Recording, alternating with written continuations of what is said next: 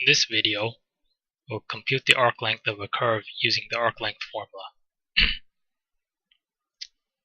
So the problem states, find the arc length of the curve given by y equals 1/3 times the quantity 4x squared plus 1 raised to the 3/2 on the interval from 0 to 1 by integrating with respect to x. So first of all, the arc length formula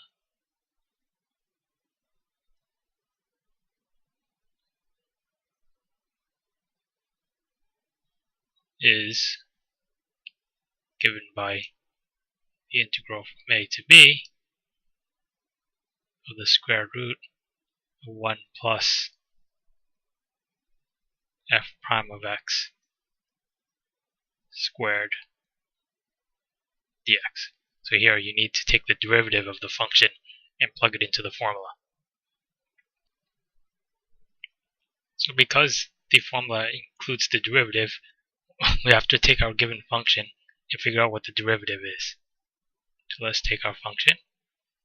So y equals 1/3 quantity 4x squared plus 1 raised to the 3/2. So now let's find the derivative. So y prime. So here we have to apply the chain rule, right? So taking the derivative of the outside part, so the 3/2 exponent. So the 3/2 comes down. The inside part stays the same. We decrease the exponent by 1, so 3/2 minus 1 becomes 1/2.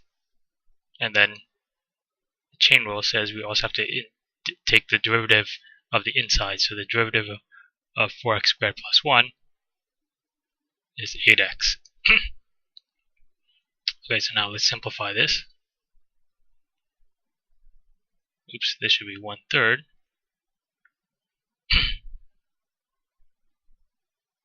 So 1/3 for here. Okay, so now 3's cancel out.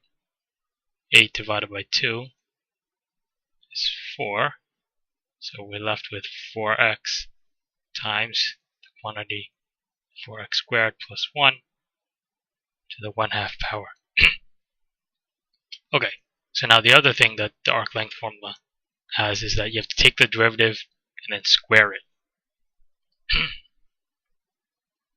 So f prime of x squared will be to take this and then square it.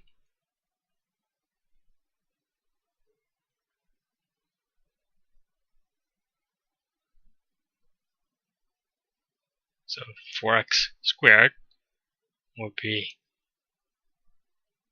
16x squared.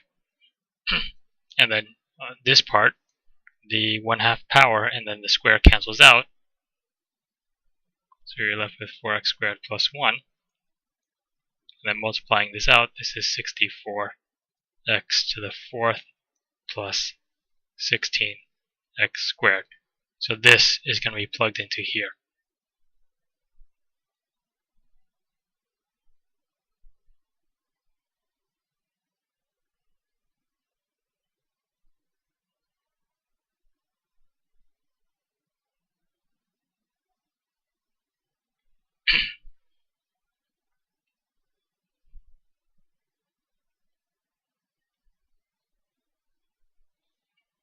Okay, so now let's compute the arc length. So the integral is the integral from 0 to 1, because the interval is from 0 to 1. Plugging this thing in, we have plus 64x squared plus 16x squared. And then, oops, this should be x to the 4th.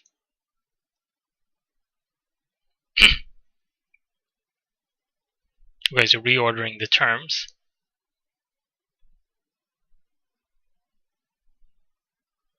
This becomes 64x to the 4th plus 16x squared plus 1. Okay, so now this integral looks complicated, but Luckily, the thing inside the radical can be factored.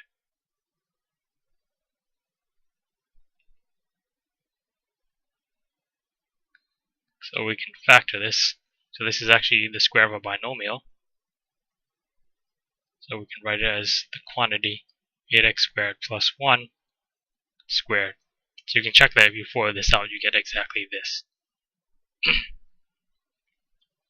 And so now the square root and the square cancels out. So this is just the integral from 0 to 1 of 8x squared plus 1 dx. So now we're ready to take the antiderivative. The antiderivative is 8x cubed over 3 plus x evaluated from 0 to 1.